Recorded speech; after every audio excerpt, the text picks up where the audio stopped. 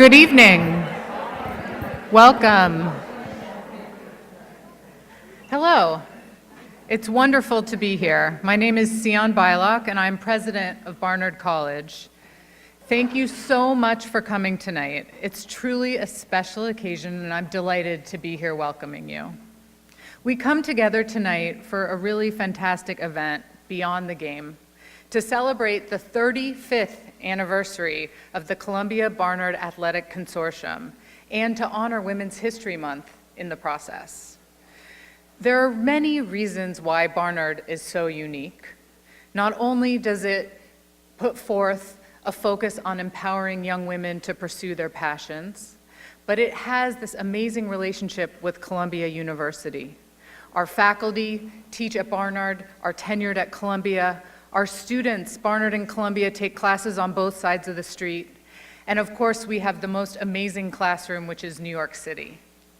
And then, of course, don't forget the Columbia-Barnard Athletic Consortium. It's really a defining characteristic of the Barnard experience. And it's a really unique arrangement that brings together Barnard and Columbia athletes, undergraduates, to compete together as members of the university-wide athletic teams. The establishment of the consortium in 1983 elevated Barnard athletes to Division I status, making us the only women's college in the country to compete at this level. We're especially proud of this amazing organization, of our athletes who compete on 16 different teams across Columbia University. And as an athlete myself, I can attest to the power of sports and athletics in our experiences. Being part of a team teaches collaboration, cooperation, resilience, perseverance. It teaches you how to fail and to get up and try again. It's something that I use in all of my life's endeavors. And we're really proud of our student athletes, not only for what they do on the field, but what they do in the classroom. I want to thank Peter Pilling, Columbia's Director of Intercollegiate Athletics, for all that he does for our athletes. Peter, it's truly been a pleasure to partner with you, to get to know you, and I look forward to even more opportunities to collaborate. Thanks are due as well to our partners at NBC tonight and On Her Turf, and of course to our panelists, whom you'll be hearing more about in a moment. We're delighted to host this event. It's a real honor to represent and put forth these esteemed athletes.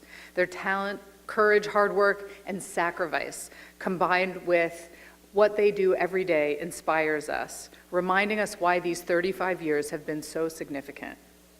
And I know this evening's discussion is going to affirm our collective strength in women's athletics and demonstrate our commitment to intercollegiate sports.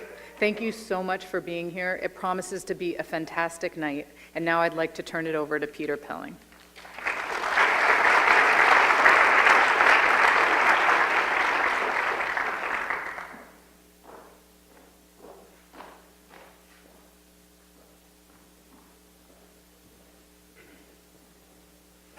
Thank you, Sion. It's a pleasure to be here, and it's great to see our student athletes representing their respective teams and our coaches.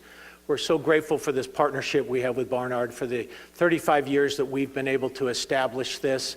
As President Bylock mentioned, this is the only consortium that is in Division I level. There are over 350 Division I schools, and this is the leader in terms of innovation and creativeness to enhance the opportunities for student athletes. I just want to share a little bit of the success that our women's teams have had over the last 35 years. And I'd be remiss if I didn't thank President Ellen Futter for what she did 35 years ago to establish this partnership. Our women's team in the past 35 years have won 11 national team championships. We've had 13 NCAA individual championships. We've had 107 first team All-American on our women's side. We've had 13 Olympians winning 5 medals throughout the Olympic experience.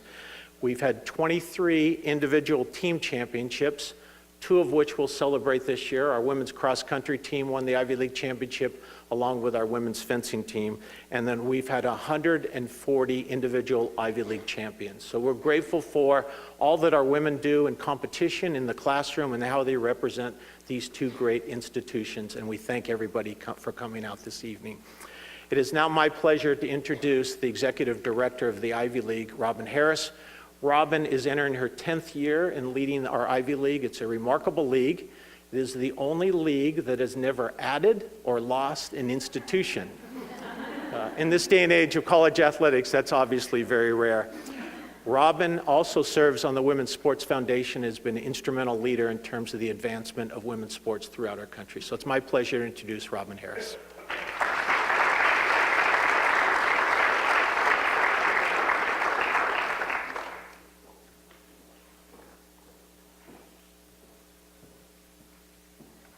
Good evening, and I'm absolutely thrilled to be here with all of you to recognize the 35th anniversary of the consortium.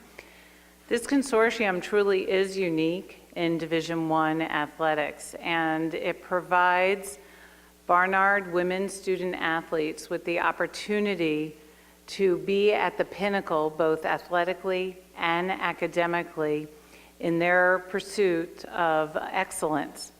And that opportunity provides you, I see so many of you sitting back there, with the skill sets to succeed in whatever careers you choose, because it's challenging to have, to go through an incredibly rigorous academic experience while competing in Division I athletics.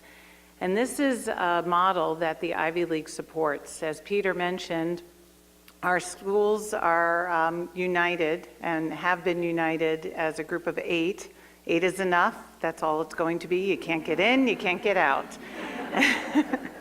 And we believe in the power of sports as part of the educational experience. And it is an educational experience in and of itself, the pursuit of excellence in athletics. And particularly for women, there are a lot of studies about the benefit of sports with teenage girls, with college-age student athletes, and the lifelong successes it leads to in the boardroom. And that's why the Ivy League, we sponsor as a league 16 sports. And what that means is that at least 5 schools sponsor those 16 sports. There are conferences in Division I that you read about more in the newspapers that total sponsorship of sports is 16, and that includes men and women. And we have 16 just for women. And that doesn't include sports like archery, which Columbia has, water polo, and other sports where we don't have 5 schools participating. So the Ivy League, we walk the walk, and we really do believe in providing opportunities for women in all sports that are possible. And that made when the Women's Sports Foundation reached out to me and asked me to be part of their board, I was just thrilled, because I've devoted my career to promoting all sports and opportunities for student athletes in higher education, and particularly for women. And so to work for an organization founded by Billie Jean King in 1974, and to attend board meetings with Billie Jean King, where we are dedicated to providing opportunities for young girls and women in sports, because we know the value that provides at all levels: youth, high school, college, Olympic, and professional. It's truly a phenomenal organization and ties perfectly with my work with the Ivy League, where I think we represent the best of the best in college athletics. So I'm thrilled to be here with you all. I can't wait for this tremendous panel. And it's now my pleasure to introduce the moderator of our panel, Dylan Dreyer. And I have to tell you all, I'm a huge Today Show fan.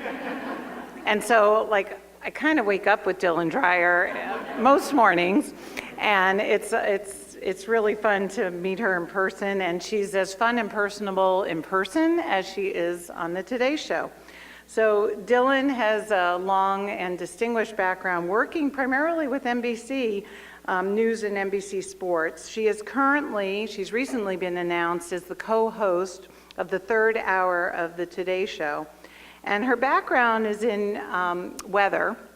She's a meteorologist by training, and she serves as the weather anchor on the Weekend Today. She fills in for Al Roker on the Today Show for covering the weather. She covers weather on the NBC Nightly News with Lester Holt.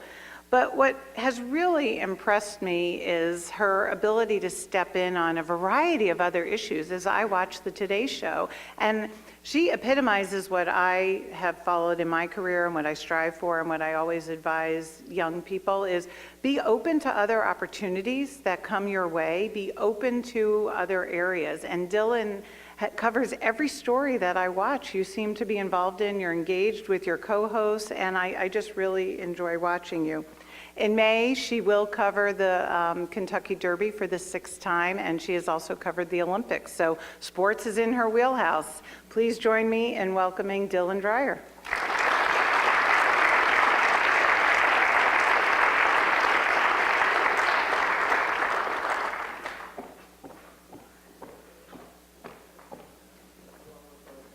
Robin, thank you so much. It's nice waking up with you every morning, too.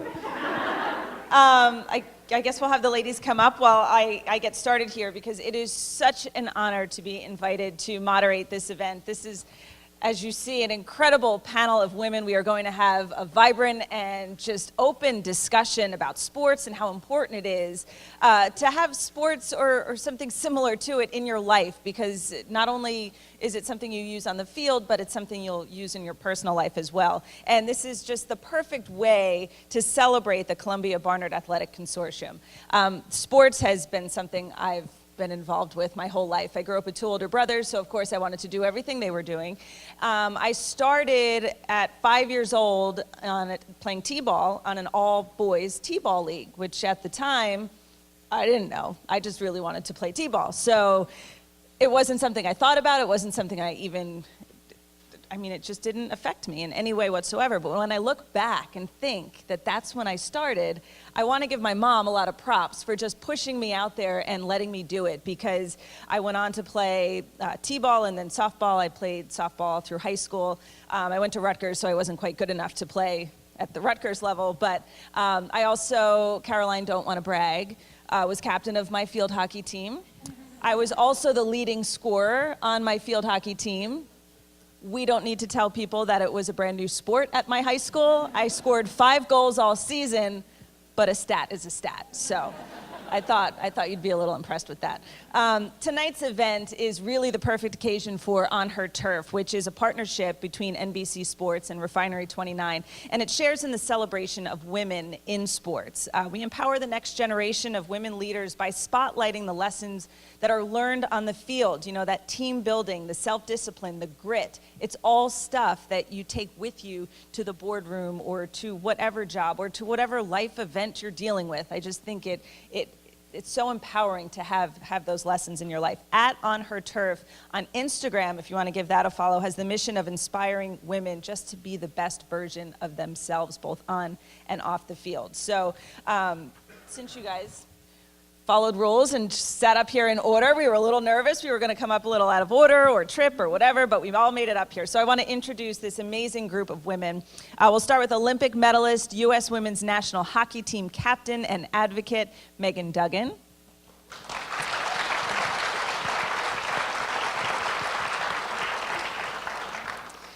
You said you're nobody special, but Judie Lomax, you are Columbia Hall of Famer and former professional basketball player and the class of 2010.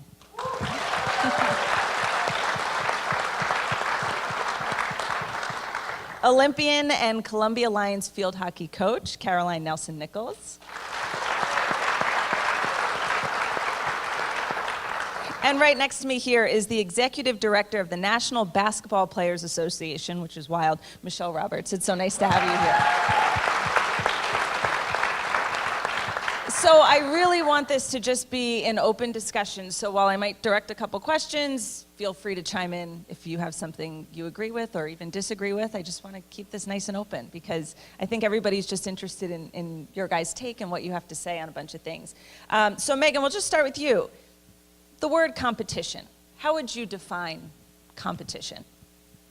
Well, me, first of all, I think, if you look up the competitive in the dictionary, my picture would probably be right there. I think I try to be competitive in anything. I've said I want to win a gold medal washing my car, if you could do that. So, but no, I think to be competitive, competition, it's really just it's striving for excellence. I think it's pushing yourself and pushing your teammates or even your competitors to be the best version of themselves that they can be.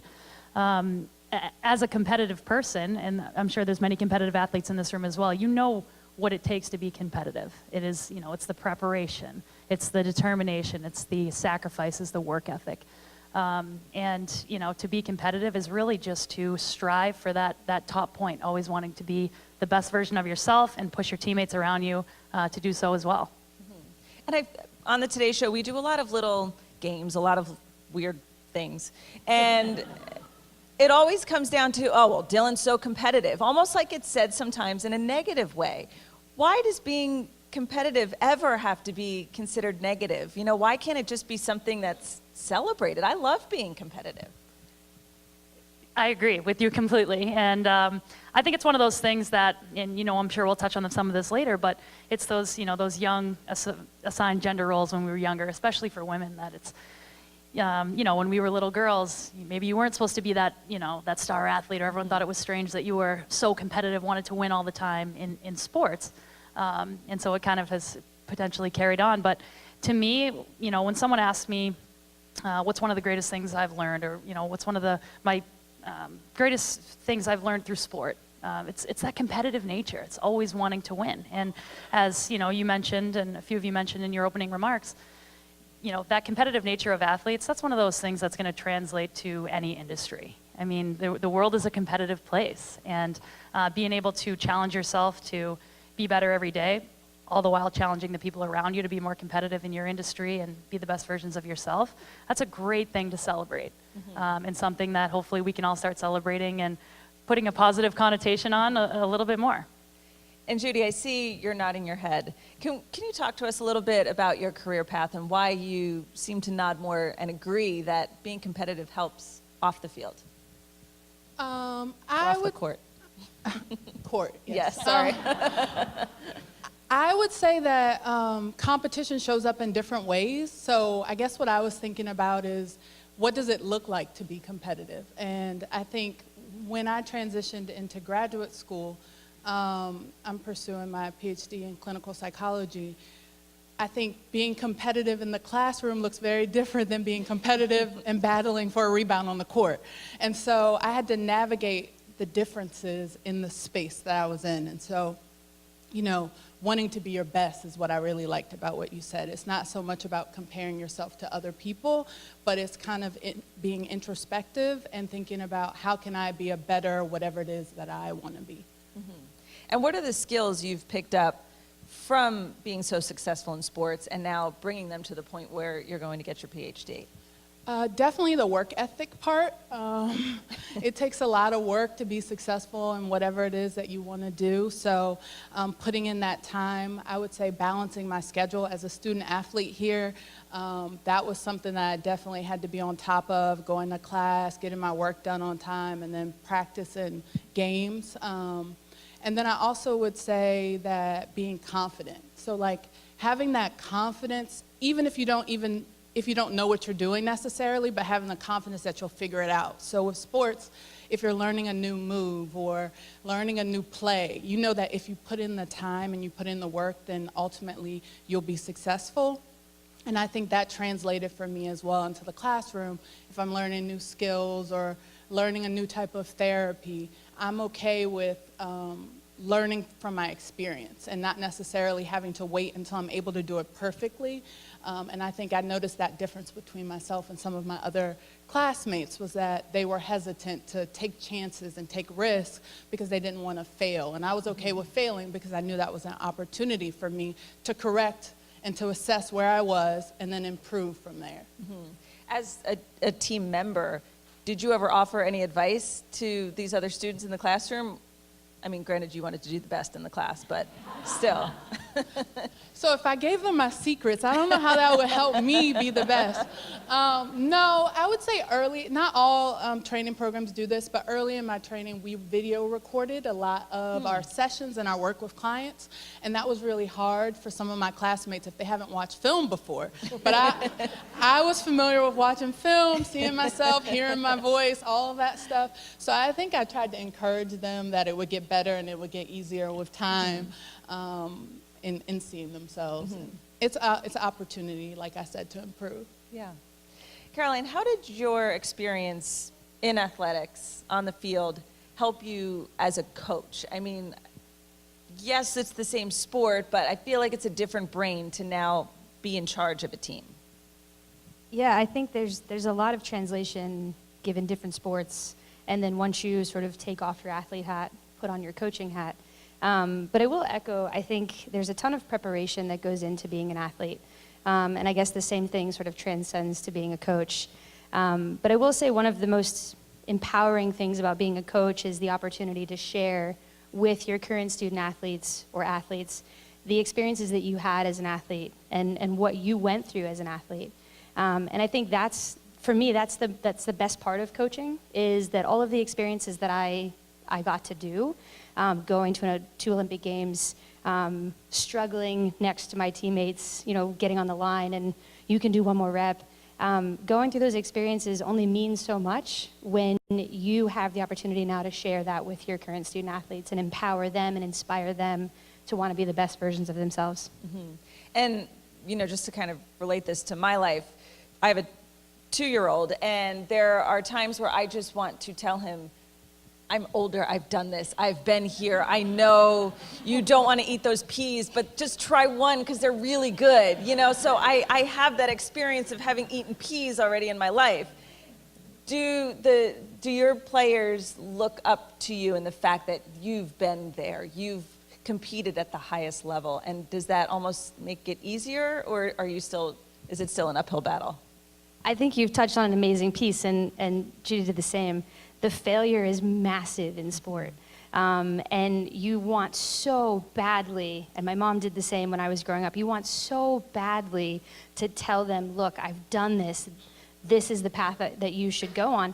But at the same time, as a coach, you almost want to let them fail too, so that they get that experience to fail and learn from that experience. Because they will fail many more times in life.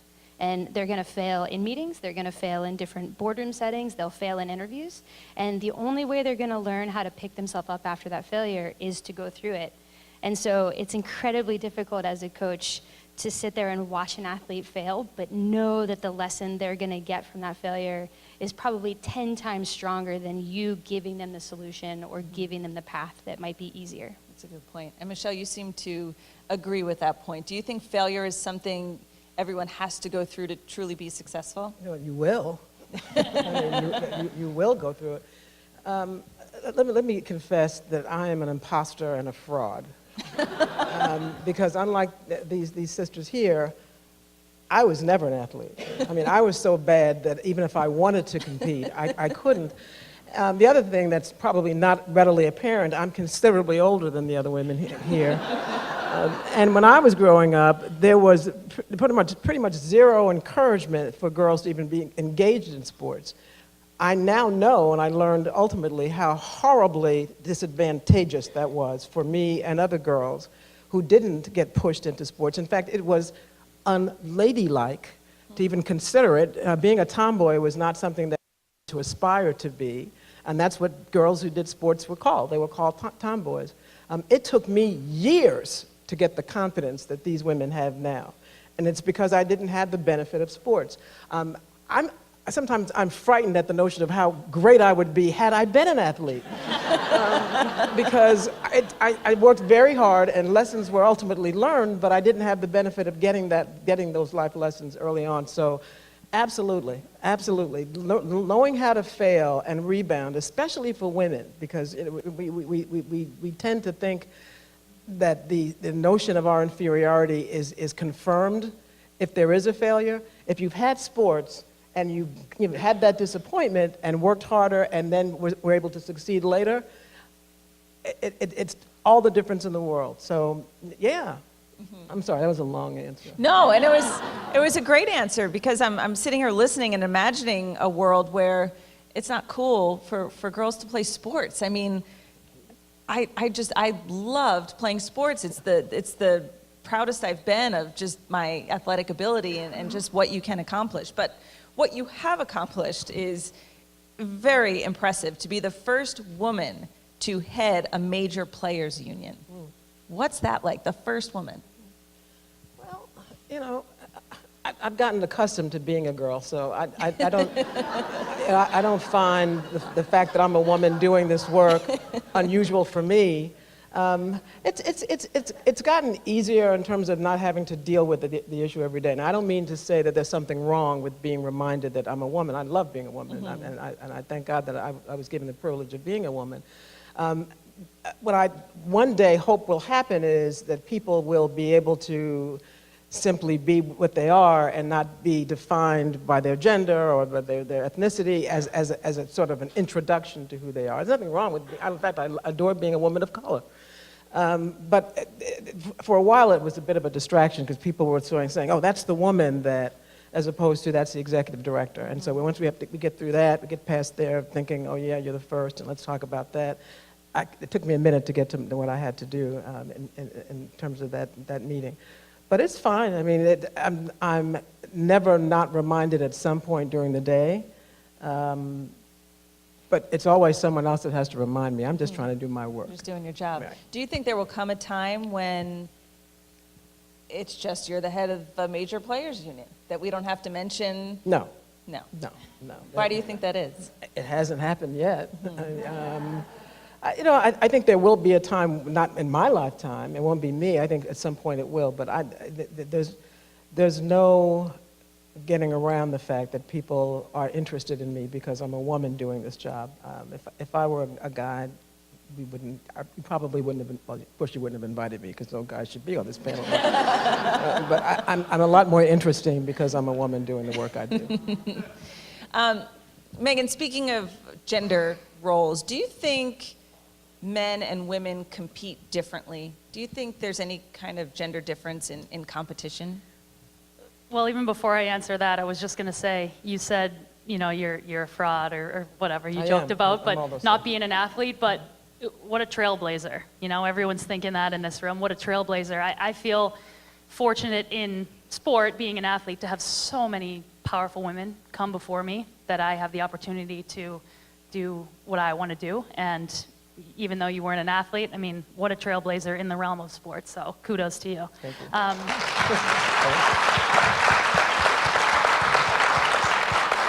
But I think, back to your question, I think when it comes to, I mean, it's such a hot topic right now in sports, right?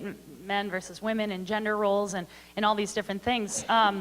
Certainly, you know, biologically, men and women are very different. But I think when I think back to, you know, like I mentioned earlier, certain gender roles that young boys or young girls were associated with when they were younger and, you know, tried to fall into, or parents kind of pushed them in that direction. I want to see a world where, you know, we start to really get away from that. And I think with some of the trailblazing women that we've seen in sports and in competition, you mentioned Billie Jean King, what another trailblazer, what a legend, competing against a man in a sport. You know, I just recently, same sport, but you saw Serena and Federer face off. A couple weeks ago, in my wheelhouse of hockey, you know, two women, two of the best female hockey players in the world, competing at the men's NHL All-Star competition. Not only competing, but one of them winning in that category. And that was just, I think it opened a lot of people's eyes. For myself, as someone that's competed alongside, those are two of my best friends, competed alongside those women all the time. Everyone was, you know, texting and saying, hey, look at them. I didn't even faze me. Of course they are. I know, I've seen them train. I know how they compete. I know how fast she is, how well she, you know, shoots. So I think for the world to now start really recognizing some of those things, it's going to make major changes. And it's an exciting thing to be a part of. But as I mentioned and how I started, it doesn't come without, you know, the work of so many women beforehand, continuing to knock on doors and to, you know, raise awareness and show people that, you know, women can compete alongside men. Mm-hmm. And all the things you mentioned, and I'm just thinking of Lindsey Vonn, and you know, she had to retire before she broke the ultimate record, but I mean, she was breaking records in her own world. Do you think, Judie, that there's almost having that divide and still that acknowledgement that, you know, there's women's sports and there's men's sports? Do you think that just kind of, it's just going to keep women driving and just reaching higher and harder, and we'll get to that point one day where there isn't that divide, or do you think there will always be just separate worlds? I think that's a great question. In some regards, I hope that it is still separate. And at the same time, there's equality. So I would love for women to compete against men and men to compete against women, but I think at different points in time, there may be other challenges. So I don't know. I mean, similar to you, I grew up, I have 3 older brothers, so I played with them in a lot of sports. I'm not sure. I think, anybody else have any idea? Well, I was just going to say, I think not necessarily, women competing against men. I'm a woman. I play women's hockey. I absolutely love it. Love my teammates. I love everything that goes into what we do together as powerful women, and I enjoy competing against powerful women from other countries. I guess to my point, kind of what I was talking about earlier, was just the world recognizing women as powerful athletes and really, wanting to watch, wanting to support, fill arenas, things like that. I mean, women compete in dynamic ways, in dynamic sports, and I think the world is really starting to recognize that and gain traction and support those women in their athletic careers. What is missing? I mean, is it the support? I mean, in April, the weekend before the Masters, there's a golf tournament, a women's golf tournament for the first time at Augusta. And NBC is covering this, and they're sending me down because they know I love to golf, and who better to cover it if the only female on the team who loves golfing gets to go. But why has it taken so long, and why is there not that support, and why is the money not there for the women? I mean, I don't understand it, because women are so good at sports, any sport. They're at the top of their game, and they're competing with people who are also at the top of their game. So, I mean, what's going on? I think there's a movement starting now. You look at women's ice hockey, women's soccer. I don't know if I have the answer for why there's maybe financial differences, but I think we touched on a really good point here. We might not see the change in one lifetime, but we as the next generation have to start to fight for those changes we want to see. And the student athletes sitting in this room, who are essentially the next generation, have to start to fight for the changes that you guys want to see. And if we want the equality, and we want someone to flip on the TV and see women's ice hockey and men's ice hockey and see them as the same thing, and I don't mean the same thing in that they might compete against each other, but I want to watch women's ice hockey just as much as I want to watch men's ice hockey. We have to start to fight for those things. And the change is happening, and we have powerful women starting to speak about the things they want to see. But now it's got to be a movement that generation after generation start to take hold of. And to add to that, I think that there needs to be opportunities to view the sports. So I think young kids growing up, they're not exposed to a lot of different sports to know that there's so many options out there. Like, there are basketball hoops in a lot of places, but they're not necessarily places to play field hockey. Like, certain people in different regions of the country don't know about field hockey or lacrosse or just different sports. So I think increasing the access, and some of that has to do with marketing from networks and opportunities. And now with the internet, they're live streaming a lot of things, so they are increasing that. And then I would just say, also seeing it as a professional career. I think that's what a lot of people view sports as, an opportunity to play professionally. And if it's not that lucrative, then they don't invest as much time in that sport. And so if people would play because they enjoy it or play to learn from it, I think sports would grow as well. And Michele, what do you think as a trailblazer? I'd say the stage is set, but how do you keep the ball rolling in the right direction? On this issue, well, let me back up. Even men's sports needed to be sufficiently marketed, and people had to know it, and then children had to play it and grow up and love it. So, I'm not as depressed as some are about where women's sports are, because frankly, for a long time, many of us didn't see women competing professionally, at least. One of the things that even I have to confess, I work for the National Basketball Players Association. That's the men. I don't see as many women's games, but what I've noticed is even as when I watch, and I won't name the network because it's not NBC, but when I watch women athletes on some of the sports networks, they're interesting, they're smart, they have sometimes more insightful things to say than some of the former male athletes that are on there, and they've made me want to watch them compete. And all of that's because I'm now seeing women athletes who I didn't know, frankly, existed before. So a lot of it is exposure, and beyond insisting that we want people to put money into it, we have to support it. We have to go to games. I hear people frequently complain about the unhappy reality that women professional basketball players make less money than men. That's true. That's unhappy reality. I go to women's basketball games. There's no one there.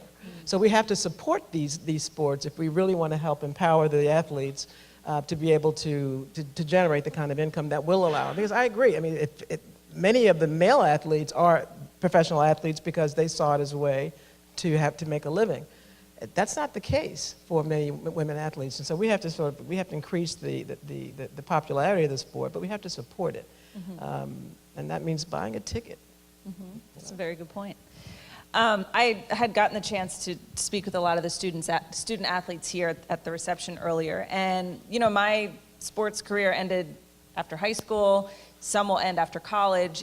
If you don't go to the professional level, or if you don't pursue Olympics or just continue on with the sport, how important would you say it still is for kids to just get involved in sports? I mean, I noticed within my own family, my nieces didn't play sports.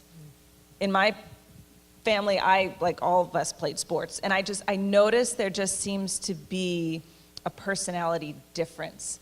They're reserved. My nieces are reserved. They're quiet. They don't like to be around other people.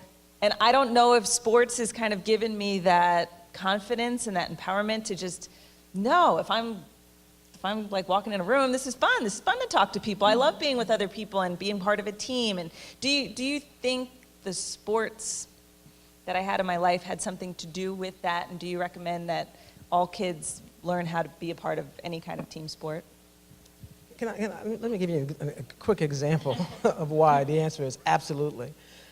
Before this job, I was a practicing attorney, and I worked at a law firm. And those of you who have had the horror of working in a law firm know that it is incredibly competitive. And young associates are always looking for quality work, good work, because that's how you sort of advance in the profession. And the sad reality that I have to describe to you is that the male associates who had no more experience than the women that came into these firms were very aggressive in identifying partners that they wanted to work with, not at all shy in telling partners, I can make you a better lawyer. But the women, you'd have to almost drag them into your office to get them to ask for work. It's because there is this sense, and unfortunately, even though it's gotten better, there is this sense that I'm not going to compete, I'm not going to sell myself, that women suffer from and struggle with more than men. So I wasn't blessed with children. If I had any children and they were girls, not only would I encourage them, I'd probably insist that they become involved in sports, because it really does give you a confidence that you will absolutely require professionally when you grow up and have to walk this earth. So absolutely yes. Do you guys agree with that? I mean, Caroline, you must see it firsthand with your own student athletes. Yeah, I think there's a social component to this as well, right? We're social beings, and being within a team, whether it's an individual sport that you are competing with a team or you're in a team sport competing with a team, you have to learn how to engage with other people, argue with other people, go through conversations and deal with challenges together, engage and enjoy the successes that come from sport. You have to learn how to do a full gamut of those things, and you have to learn how to do that with people around you, and sometimes you have to rely on other people to get to whatever the next stage of the game or in this case what would be life afterwards. You need people to help you along that way sometimes, and I think sport teaches you that in a really cool way. There's a million life lessons that come out of an opportunity to play sport, whether it's confidence in an individual, whether it's working with a team, so going through a teamwork piece, but there is something about being an athlete that just empowers you, especially as a young woman, to want to find new challenges, engage in new experiences, and take life by the reins, if you will. And I don't really know how to explain that, but you take hold of your life, you take hold of your journey, and you try to figure out what your journey and destiny and path are going to look like, versus waiting for somebody to tell you how to do that. And I think sport teaches you that in a really unique way, that if you don't engage in sport, you might not often get a chance to do. Judie, you must agree with that. You kind of talked about it before, but going for your PhD, but also having performed at the highest level of collegiate sport, along with trying to get your academics also at this very high level under control. I mean, that there must be so much you learn from doing both at the same time. Yes, for sure. I would say that being here at Barnard and being on the women's basketball team, that was definitely a juggling act. I think at some other schools, it might be a little easier because you get to focus on one thing and not both. But being here, you really are put to the test in academics and athletics. And so I think to figure out a way to be excellent at that, you really can go and do anything that you want to do afterwards. And so even graduate school, it really hasn't been as challenging as maybe I've seen for other people, because I'm like, my calendar is full. My calendar has been full my whole life. When am I going to sleep? I have to get this nap in, get this done, time management skills. That's something that I've been doing my whole life because I've played sports. And so to be able to do that here and not have to sacrifice either one, and really to have the opportunity to excel in both, I think is an unmatched opportunity being at Barnard, and I'm grateful for that. And the other thing I would just add is I wrote my dissertation on an organization that uses running to exit homelessness. And so individuals are experiencing homelessness, and they give them some running shoes, give them some gear, and they say start with 1 mile, and 3 days a week, 5:45 a.m., you come outside, we'll be here to cheer you on and to go with you. And through that process, they get access to skills, they get access to support, and they get back on their feet. And so I think the power of engaging in sports and the discipline and the camaraderie, the confidence, it really is, I think everyone should have to do it, especially women, as other people on the panel have said. Because it gets your mind right. It does. It does. If you can be committed and dedicated to that, and then the mental and physical connection between your mental health and your physical health, I think they're just endless rewards to participating in sports. I also like knowing that Judie Lomax naps. Makes me feel better about my naps. Meghan, what would you say as far as being a part of a larger team, just playing ice hockey? How has that helped with interpersonal skills, off the ice? Yeah, I mean, these ladies hit the nail on the head with, the teamwork, the confidence, the leadership. I think a big thing for when you're part of a team sport, for me, competing at an elite level, the accountability. I mean, the accountability to yourself and your training and your preparation, but also to so many other women that are relying on you. You guys have been part of team sports where it takes everyone. It really does. Whether you have, your star players or, players that don't have as many minutes or things like that, it takes everyone and everyone's preparation, to achieve success. I would say with sports too. I mean, my friend who's here tonight, she's an Olympian as well. We were talking about the smaller, maybe not as, noticeable things in sports, but little things like punctuality and professionalism that I think, as a kid growing up, being a part of something that you have to commit to, those are serious lessons that you can learn to, take with you into whatever job is next. I think also the physical component of getting, young kids involved and staying in sports this day and age with cell phones, everyone knows. If you're not, I speak at high schools or middle schools or things like that, and I'm on Snapchat 1,000 times over, so on their phones. So I think the physical aspect, getting people outside and moving, obviously, and such an obvious reason for the promotion of sports. This has been an awesome discussion. I want to get you guys in on it because I feel like I'm trying to come up with the best questions, and you guys probably are sitting on some of the best questions. So we are just going to open it up so you guys can ask whatever you want, but we do have a microphone, and because we're live streaming, we want to make sure that you're speaking into the microphone so people at home watching can also hear. So raise your hand. Got one right over here. Hi, thank you for speaking here and being tonight. My name is Margaret Liu. I graduated from Columbia College in 2017. And my question to the panelists, whoever wants to take this and answer it, is you guys mentioned a lot about how gender and gender roles growing up play a factor into women in sports and expectations, but seeing as I work at the first and only LGBT global consulting company, I was curious as to what your perspective is on how the LGBT community related to sports and women has changed and how it's evolved, improved, steps forward, what we can do to help advance that just like women in sports. I can take that one. And I met your mom before in the upstairs. We chatted for a bit, and she's a fantastic lady, so you're very lucky to have such a powerful role model in your life. She obviously shared with us a little bit about you and your success here in fencing, so congratulations to you. But I guess what I'll say on that topic is I think, diversity and inclusion is a huge thing and a huge topic, and I have seen, obviously, progress in those areas, and I just got married in September to a woman, and the point of why I'm even saying that is, one, I recognize the years of battles that people that came before me put in to allow me the right to marry my wife in the state of Maine.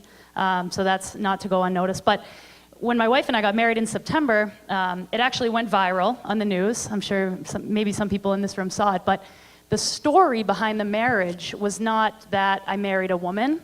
The story behind the marriage was that my wife is a three-time Olympic gold medalist as well. And the story was we were rivals in sport and we married each other. And so I found that while I'm not the type of person that wanted my wedding to go viral in the news, I did find that I took a lot of pleasure in that. I mean, the feedback was 99% positive, but the story was hockey rivals wed. It said nothing about, a woman and a woman or a man and a man and a woman. There was no part of that in any of the stories, and that was something to me, intertwining sports and the LGBT community, it was pretty powerful, I thought. So, does that answer your question? I'll also jump in. I just wanted to ask one quick question. What are fights like in your house? Yeah. Well, and I mentioned I'm a super competitive person, so it gets ugly I'd imagine sometimes. you both are, yeah. Yeah. Sorry, go ahead. You have to put the gloves on to throw them off, right? Yeah. So I too married my wife a couple years ago. It did not go viral. I guess I needed to go to a third Olympics for that to happen. But what I'll say, and we've talked so much about how we want equality in female athletics and women's sports, right? We want to look at women's sports and not see anything different when we look at a male sport versus a female sport. I would love for one day that the LGBTQ community becomes just part of our community. And maybe we don't need a title for it. It just becomes what is our norm, our new norm. And I think we're moving in that direction, but it goes back to the same point I mentioned about being the change that we want to see in female athletics. We, as people or members of that LGBTQ community, need to continue to speak out about that community and about how we really aren't that different, right? I still put my right shoe on my right foot and my left glove on my left hand. My wife and I do not fight with gloves, but I still think that, we're still fighting for that equality, and I think it's really just about members of that community and members that are not in that community finding their voice to fight to bring that equality forward. That's great. Any other questions? We have one over here in the white. Hello, my name is Molly. I'm an alum from a long time ago. You know, a lot of the conversation on women and equality and in terms of and this professional level, even or in the amateur level, is, you know, there's always this comparison to men.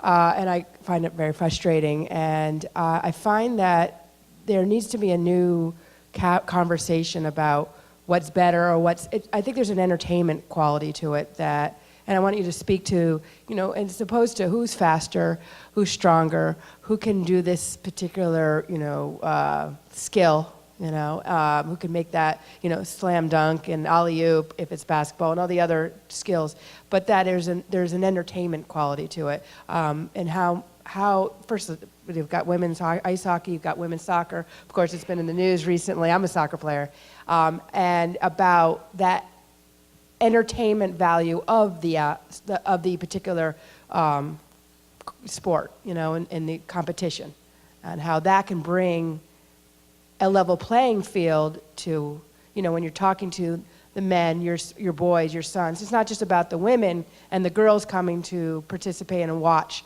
and be a fan, but also the boys, you know, and sort of going in that direction. What's your take on that? I would say I think the reason, to the early part of your question, I think the reason why now, you know, you see, is she as fast as him or as good as him, is because for a long time women have been, you know, fighting and banging on doors to say, these are high profile, great competitive athletes competing as well. And it's sad that, you know, we have to be at a point where it says, hey, like, look at them too. They're doing it just as great as them. And I think that's kind of where that comes from. But I totally agree with you. I think it starts with, you know, the values and the things that we're teaching young kids. And I think a lot of that is changing right now. We have tons of little boys that support our team because they love hockey.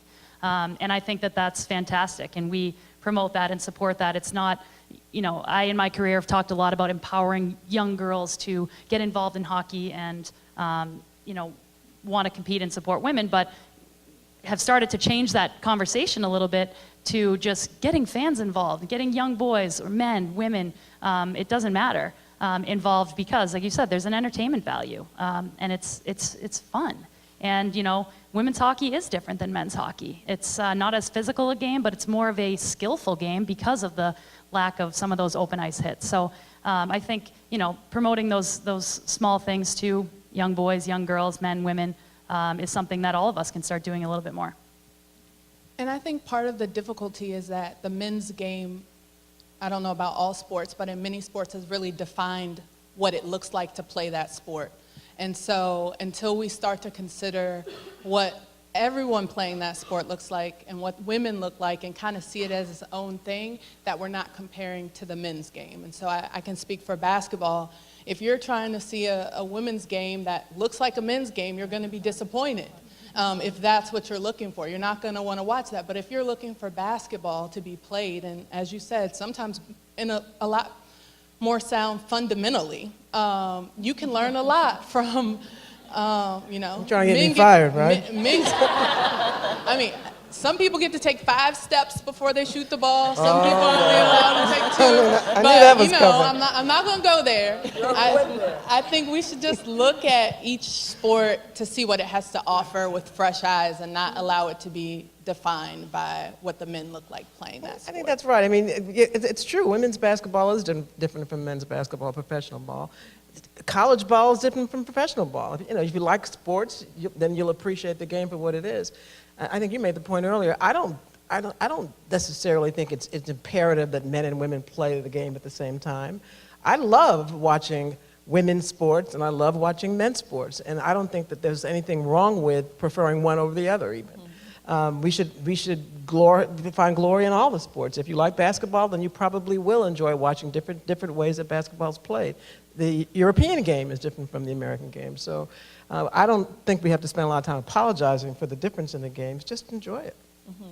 But I mean, how do you get more people to rally behind the women's sports? I mean, I think there needs to be some kind of you know, I don't watch a lot of men's basketball, but I know who LeBron James is, and I can't go anywhere without knowing who he is. He's just kind of thrown into your face, whether you're a fan of men's basketball or not. When does it become a time when women are thrown in our face in a good way? I mean, you know what I mean? I know who Venus and Serena are. That's true. Right? That's I mean, a very good point. And I don't watch tennis, but I know who they are. I mean, I don't think we can force people to love a sport. I mean, you either enjoy, I hate football. I'll say it, I hate it. And I don't watch it, but I happen to know it's the most popular sport in the U.S. So I think, but I love basketball because I do. I think the best we can do is expose people to the sport. And you'll either love it or you won't. My view is if you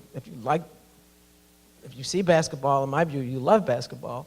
But apparently if you see football, you're supposed to love that. I think the interest has to be genuine, and the best we can do, the best we can hope for, is just exposing people to it. I think exposure hit the nail on the head, right? The only time I get to watch softball is when the softball NCAA championships comes around. But I can flip on the tube and watch baseball whenever I want. And I think if we want people to fall in love with women's sports, we've got to put it on TV. We've got to advertise the athletes that are paving the way on the female side of the game, just as much as we do on the male side of the game. And so there's maybe a bigger conversation here of how we engage producers and advertisers and how we get female names and images to the public so that we can start to fall in love with those players and that sport. That's great. Right here. Hi, my name's Patricia. I've really enjoyed the panel so far. I played basketball in high school. I played basketball leading into high school and then played just for fun, but it was always such a big part of me, and it always came easy to me. Recently, I started coaching a 7-year-old basketball team, and I think for most of the girls on the team, it was their first time touching a basketball. The proudest moment for them was winning their first and last game of the season, and I hope as their coach that will remain a defining moment for them. Can you guys share a defining moment or one of the most impactful moments in your careers? It doesn't have to be a win, could be a lesson learned. Looking to take some wisdom along with me now coaching little girls. It's a whole new challenge. I've learned a lot about myself and the new age, to your point, Megan. It's all about Snapchat. It's all about social media. I would just say kudos to you for doing that, first of all. That's awesome. And when we talk about exposure, like people stepping up and teaching people at a young age and allowing them the opportunity to fall in love with the sport is a really important part of it. I don't know about a defining moment. I would have to think about that. Yeah, well, it seems a little cliche. A huge defining moment for me was certainly our team winning the gold medal last February. But for, thanks.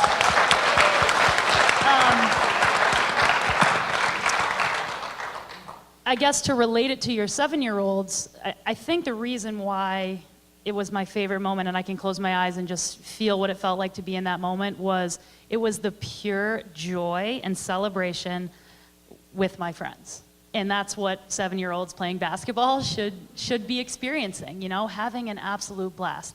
Yes, it had been a 20-year drought since we won an Olympic gold medal. We had put our hearts and souls training day in and day out for that moment. And it was all business. I'm not saying it was, you know, all butterflies and rainbows, but once we won that celebration, being together, we had our families down on the ice, you know, celebrating with them, the people that had helped us get to that point. That was what it was all about for me. That's why it was so powerful and, you know, my most memorable and impactful moment ever. It was celebrating the little things along the way, the support, the people, the relationships, and the enjoyment of sport. And that's something I think, you know, at that young age, you should continue to encourage. Enjoying the sport, having fun with your friends, with your family. To me, that's why it was so important. We've talked a lot about the fun, but how many of you guys do something and stick with something that's not fun?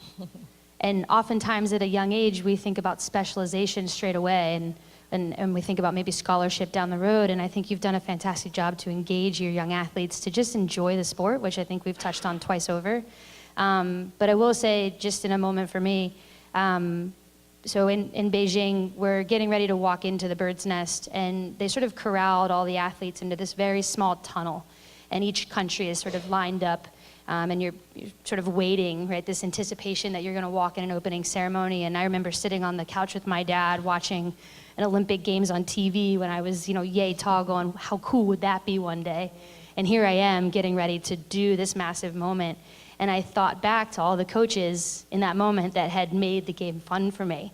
But I also thought back to all the coaches that maybe didn't believe in me, or failures that I had met, but really sort of over-encompassing all of that was how much fun I had had in the sport to that point that got me to the pinnacle for me.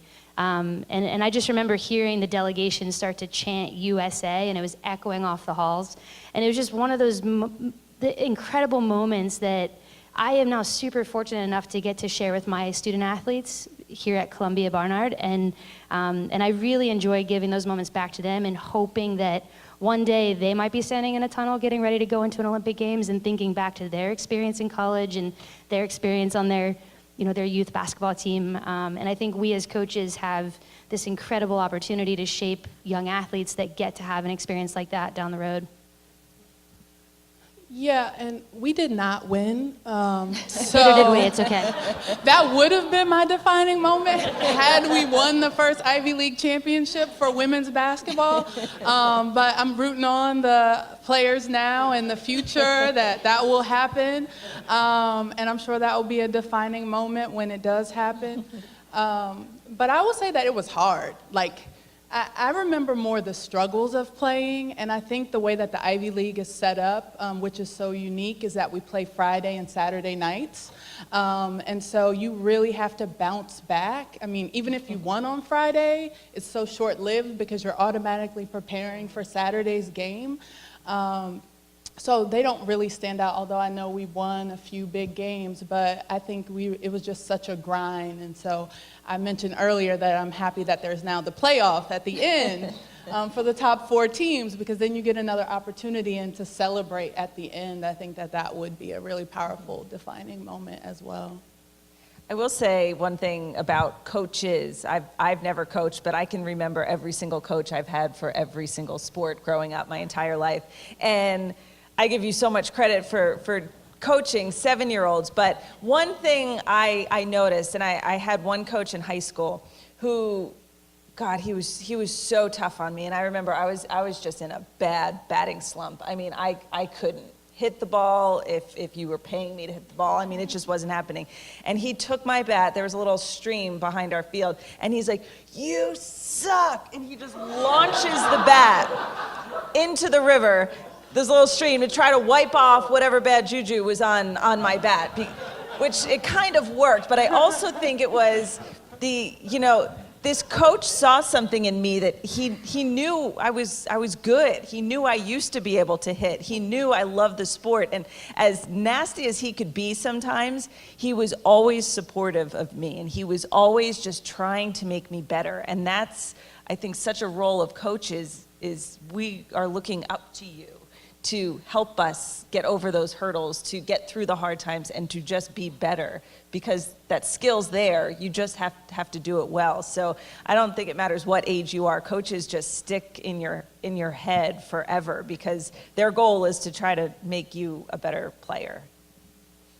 And that's an amazing pressure to have. It really is, though. That's the fun of it. Mm-hmm. That's why you show up every day and you want to challenge your student athletes to be better versions of themselves, and you accept that pressure willingly, because when you see the light bulb go off, all of those moments make sense and truly give you back the things that you've been investing in them. So that's great. Any other questions in the back there? I was wondering about your thoughts about the growing economic disparity in sports, and how we can combat it to provide equal opportunities to all women and all people, no matter their financial status. That's a good question. Financial status. So kind of access to sports, right, for everyone across the board? I think there's a massive grow the game effort underway for a lot of underrepresented sports. So field hockey is a sport that not many people know about in the U.S. It's a massive spectator and team sport worldwide for both men and women, predominantly played by women in the U.S. And so there's a huge undertaking from USA Field Hockey to grow the game and build an opportunity for anybody to pick up a stick and expose themselves. And I think more NGB's national governing bodies are getting on board with that same initiative of making sports, even sports that might be more expensive to play, making some version of that sport available to every young athlete that wants to give it a try. And I think we're going back to an exposure conversation as well. Are we exposing all areas of financial status? I forget the right name for that, but are we exposing all of the communities to these many sports and allowing opportunities to try them? And this will maybe is a little not so PC, but at the end of the day, sports is a business, right? I mean, it's just business. And the ability to pay athletes, unfortunately, is tied to the success of the business, which is why I always say if you expose more people to the game, you can grow the game. If you grow the game, you can increase revenue. The marketing that's been done of women's sports has been pitiful as compared to the marketing efforts and marketing dollars that are invested into men's sports. And so part of what I try to do, to the extent anyone asks me, is to suggest that we talk about growing the game as we would grow any business in order to expose the game and increase revenue. I don't think that there are some people that are just evil and don't want to pay women, and that's true. But I think to speak to people that are prepared to invest in the game, you have to speak their language. What's their return going to be such that they will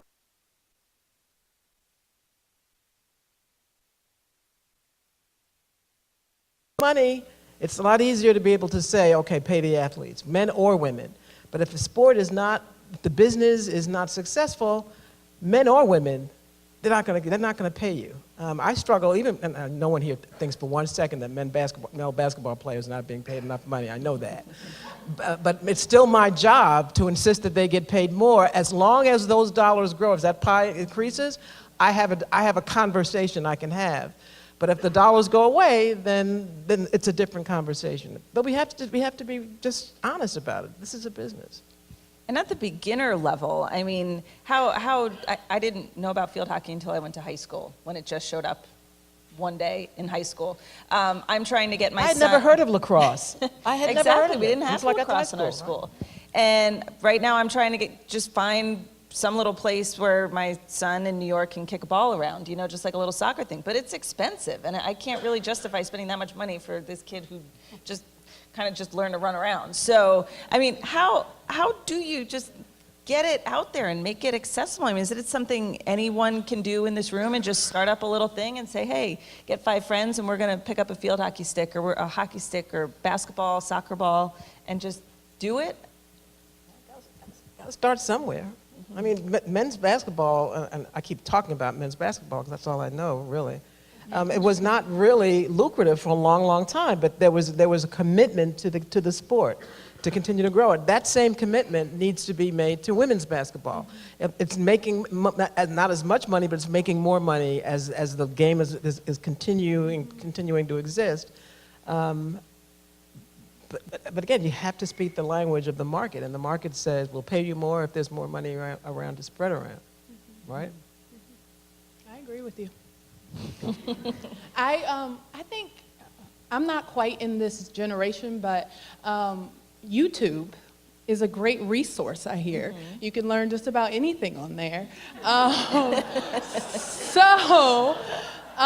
Maybe like seeing some sports there online. And I mean, like basketball, football, you give those toys to kids as like at a very young age. So maybe stepping outside of that and providing them with some other toys that will increase their exposure to other sports. Soccer too, but like, I don't know, a tennis ball or some skates, Well, go I was ice just gonna skating, say, too, you know, hockey. like go ice skating, like just, Yeah. I think some of it is on, like, I'm not a parent, but parents to also It's true. provide other sports to their children besides the main one. Hockey has to be one of, if not the most expensive sport to play for kids growing up. It's, you know, it's the ice times and the equipment head to toe is ridiculous. But I know that there's a program similar to what you were talking about. They call it Try Hockey for Free. And I feel like a lot of people don't know about that, but it's something that, you know, USA Hockey puts on in different areas where anyone without experience, without any equipment can go and try hockey for free. So I think that's a great idea. I don't know how often it happens and kind of after that one time what happens after that, but I feel like they're onto something. And if there can be more, you know, initiatives like that in all different communities, I think that would be helpful to at least grow hockey, which, as I said, is one of the most expensive sports. I'm still thanking my parents for what they did when I was a kid. But it's nice to have those opportunities to try it and sample it. Try to, you know, get a couple practices in for free, and hopefully that does help to grow because, again, it's all about exposure. And I would say in gym class too. I mean, I played a bunch of random sports when I was younger, and they taught it to us, like they exposed it to us. So I wonder if parents can get involved with getting the PE teachers and gym teachers to try. Do you remember Eskimo baseball?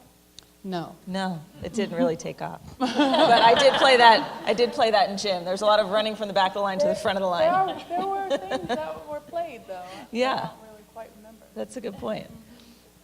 Other questions? Yes, in the black shirt.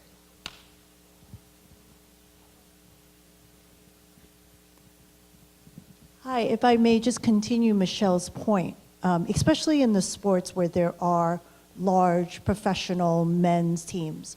Why doesn't the NBA sponsor programs for young girls from the standpoint that you can grow the sport, which then creates female spectators? Same with hockey, creating, making the pie bigger in terms of, you know, the future audience. Because, yeah, let's face it, right? There are a lot of people that play sports.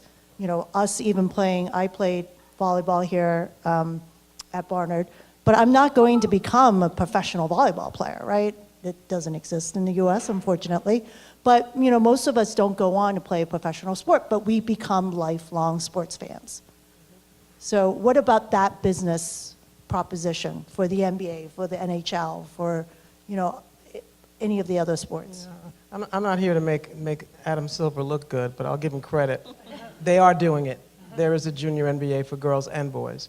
And you're right, and that's exactly the point. It's not simply a good thing to do. It's you create and grow a fan base by having kids learn the game, love the game, and even if they don't play, they're season ticket holders eventually.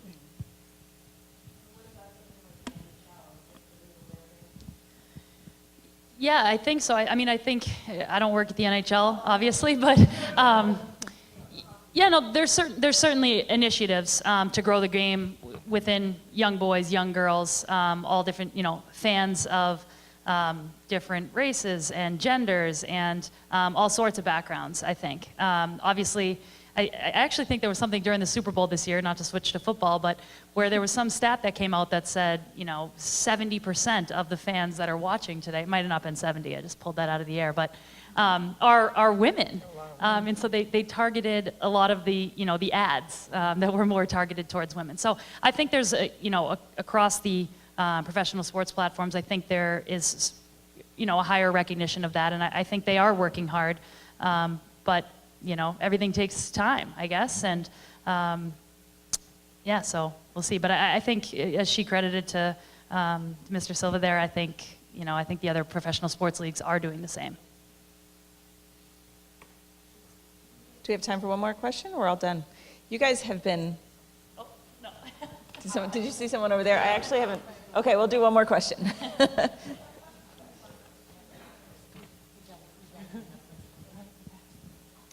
Hello, my name is Janiyah Clemens. I'm on the women's basketball team. Judie, we're gonna get you that ring next year. I got you. But it's that time of the year where a lot of student athletes and students in general are going through like the interviewing processes for summer internships or full-time positions. So just wondering what advice you guys have, how we can use our experiences as women student athletes to give us that competitive advantage.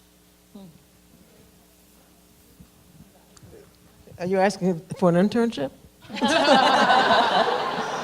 There you go.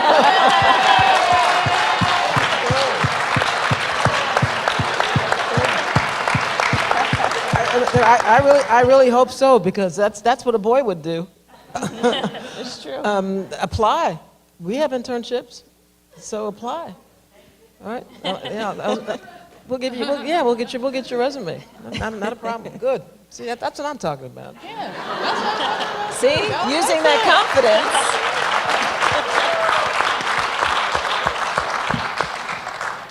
I have an opening, so just send me that resume. You can come work for me. Or were you asking about her? See, but there's the confidence you get from playing sports. Yep.